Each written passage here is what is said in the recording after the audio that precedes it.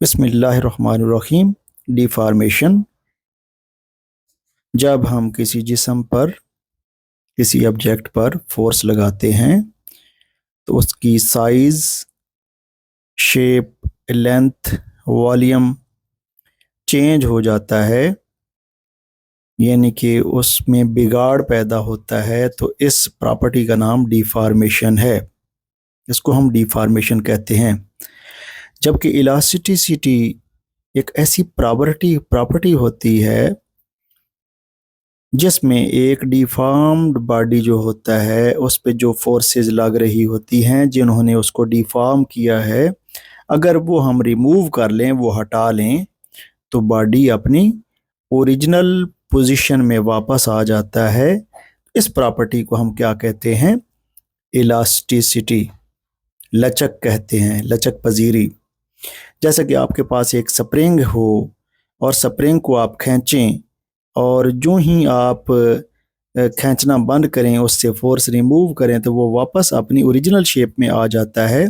तो ये property elasticity कहलाती है, जिसको हम उर्दू में लचक कहते हैं। इसके बाद है प्लास्टिसिटी। ये इलास्टिसिटी का उल्ट है। इसमें ये होता है कि जब आप डिफॉर्म्ड ऑब्जेक्ट से फोर्स रिमूव करते हैं तो वो अपनी ओरिजिनल शेप में वापस नहीं आता, यानी कि ये इलास्टिसिटी का उल्ट हुआ। इस प्रॉपर्टी को हम प्लास्टिसिटी कहते हैं। और हमारे पास एक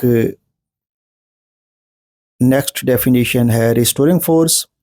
रिस्टोरिंग फोर्स एक ऐसी फोर्स होती है जिसको हम, जो कि बॉडी को, डिफॉर्म्ड बॉडी को ओरिजिनल शेप में लाती है। The force which brings a body to original shape, size is called restoring force. Original हालत में जो लाती है फोर्स, उस फोर्स को हम क्या कहते हैं? रिस्टोरिंग फोर्स कहते हैं। डियर स्टूडेंट्स, ये 4 डेफिनेशन फेडरल बोर्ड में आने के चांसेस हैं।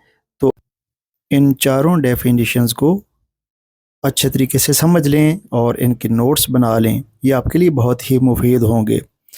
नेक्स्ट वीडियो हुक्स लॉ के बारे में होगी। बहुत शुक्रिया आपका।